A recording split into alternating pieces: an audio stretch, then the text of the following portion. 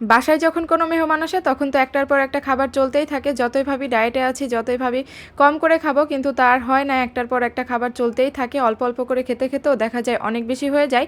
আজকেও একটা পছন্দের খাবার বানানো হয়েছে, আর এটা কিন্তু আমার জামাইয়ের অনেক বেশি পছন্দের। সে অনেক দিন থেকেই বলতেছিল লুচি আর আলুর দম খাবে। এখন যেহেতু নতুন আলু উঠেছে, আর নতুন আলু দিয়ে কিন্তু আলুর দম খেতে অনেক বেশি ভালো লাগে। সো হ্যালো এভরিওয়ান, আসসালামু আলাইকুম, সবাই কেমন আছেন? আলহামদুলিল্লাহ আমরা অনেক বেশি ভালো আছি। আজকের ভিডিওটা সন্ধ্যা থেকেই শুরু করেছি। সারাদিন কিছু খাই বা না খাই, সন্ধ্যার সময় একটু হালকা পাতলা নাস্তা না করলে তো ভালোই লাগে না। বিশেষ করে একটু চা আর একটু ভাজা পোড়া খেলে না অনেক বেশি ভালো লাগে। ইনার পাপা বাসা আসার সময় সবার জন্য খেতাপুরি নিয়ে আসছিল, আর এটা কিন্তু গরম গরম খেতে অনেক বেশি ভালো লাগে। প্রথমবার এই নামটা শুনে তো আমি অনেক বেশি হাসছিলাম যে খেতাপুরি কি একটা অদ্ভুত নাম, কিন্তু এটা খাওয়ার পরে বিশ্বাস করবেন না, এত বেশি ভালো লাগছে। মানে একটু ঝাল ঝাল থাকে, ভেতরের যে পুরটা থাকে অনেক বেশি মজা লাগে। বেশ কয়েকদিন আগে ছোট ছোট আলুগুলো নিয়ে আসছিল, বেশ অনেকগুলোই নিয়ে আসছিল আলুর দম খাওয়ার জন্য, কিন্তু আমি আর বানাই দিতে পারি নাই। মানে লুচিটা না আমি তেমন একটা ভালো বানাইতে পারি না। এখন যেহেতু আপুরা বাসায় আছে আর আপু অনেক সুন্দর করে লুচি বানাইতে পারে, তো ভাবলাম বাসায় যেহেতু সবাই আছে, বাসায় সবাই খেতেও পারবো।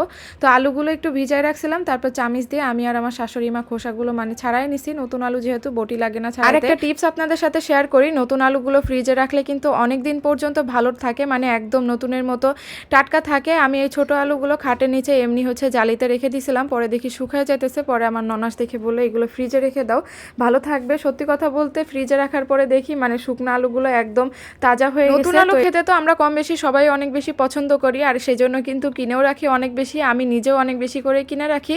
তো এখন থেকে ফ্রিজে রাখবো ভাবতেছি, কারণ বাইরে রেখে দিলে একটু শুকায় যায়, ভালো লাগে না পরবর্তীতে খেতে। তো এই টিপসটা কিন্তু আপনারা ফলো করতে পারেন। আলুর দম রান্না করার জন্য আগে পেঁয়াজটা ভালো করে ভেজে তার মধ্যে মানে যা যা মশলাপাতি লাগে সব কিছু দিয়ে মশলাটা খুব ভালো করে কষিয়ে নিয়েছি, আর ঝালটা একটু অল্প করে দিয়েছে। আর আলুর দমে কিন্তু খুব বেশি ঝাল হলে ভালো লাগে না, যেহেতু বাচ্চারাও খাবে সেই জন্য অল্প করে ঝাল মশলা দিয়ে তারপর রান্না করেছি। মশলাটা খুব ভালো করে কষিয়ে নেওয়ার পর আলুগুলো দিয়ে দিলাম। আলুগুলো আগে থেকে সিদ্ধ করি নাই, এই মশলার মধ্যেই মানে কষানোর মধ্যেই কিন্তু সিদ্ধ করে নেব। তো খুব ভালো করে কষিয়ে নিলাম। এখন সিদ্ধ করার জন্য পরিমাণ মতো পানি দিয়ে তারপর ঢাকনা দিয়ে রেখে আলুগুলো সিদ্ধ হতে থাক। এদিকে লুচি বানানোর জন্য আপু আটাগুলো ভালো করে মেখে রাখতেছিল। কিছুক্ষণ আগে যদি মেখে রাখা হয় তাহলে নাকি লুচিগুলো ভালো হয়। আমি যেহেতু লুচি বানাইতে পারি না, সেই জন্য আপুর কাছ থেকে শুরু থেকে একদম শেষ পর্যন্ত ভালোভাবে দেখে নিতেছিলাম আর শিখে রাখতেছিলাম, যাতে করে পরবর্তীতে বানাইতে পারি। বানাইতে পারি না বললে ভুল হবে, বানাইতে পারি তবে পারফেক্টভাবে হয় না। লুচিগুলো ফেটে ফেটে যায় আর ভেতরে মানে তেল চলে যায় ভাজার সময়, আর খেতেও ভালো লাগে না। এর আগে একবার বানাইছিলাম, মানে একদম অবস্থা খারাপ হয়ে গেছিলো লুচির, তারপর থেকে আর বানানো হয় নাই। তো ওইদিকে কিন্তু আলুর দমটাও রান্না করা হয়ে গেছে, লাস্টে একটু ধনিয়া পাতা দিয়ে দিলাম। আর এদিকে আমার মেয়ে একটু সাজুগুজু করতেছিল, তার ফুপ্পির অ্যানিভার্সারি ছিল, তো ওখানেই যাবে। তো একা একাই সাজতেছিল, আমি যদিও ওকে রেডি করাই দিছিলাম, তারপরে ওর বোনের সাজা দেখেও আবার একটু একা একাই সাজতেছিল।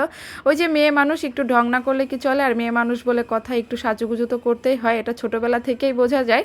তো যাই হোক, এদিকে আপু লুচিগুলো বানাই নিতেছিল, আপু লুচিগুলো বানাই দিতেছিল, আর আমি ভেজে নিতেছিলাম। একা একা এই লুচি বানানো আর ভাজার কাজটা কিন্তু অনেক বেশি মানে প্যারার লাগে।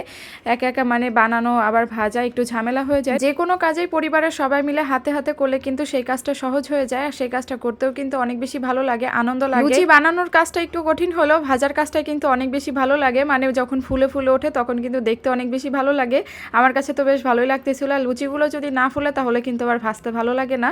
তো আপু বানাই দিতেছিল আর আমি ঝটপট করে ভেজে ভেজে নিতেছিলাম। লুচিগুলো কিন্তু মাশাআল্লাহ অনেক সুন্দর ফুলতেছিল, আর লুচিগুলো ফোলার পেছনে ক্রেডিটটা কিন্তু আমার ননাসেরই, কারণ লুচিগুলো বানানো অনেক বেশি সুন্দর হয়েছিল। যাই হোক, লুচিগুলো ভাজা শেষ করার পরে এখন এই তো প্লেটে নিয়ে বসে পড়ছি, কারণ এইগুলো দেখার পরে তো আর লোভ সামলানো যায় না। তো এখন এই তো গরম গরম ফুলকো ফুলকো লুচি দিয়ে আলুর দম খাবো, অনেক বেশি মজা ছিল। তো সবাই অনেক বেশি ভালো থাকবেন। আজকের ভিডিওটি এখানেই শেষ করছি, আর ভিডিওটি কেমন লেগেছে অবশ্যই কিন্তু কমেন্টে জানিয়ে যাবেন। ভিডিওটি ভালো লাগলে একটা লাইক দিয়ে পাশে থাকবেন। আল্লাহ হাফেজ, টাটা, দেখা হবে পরবর্তী ভিডিওতে।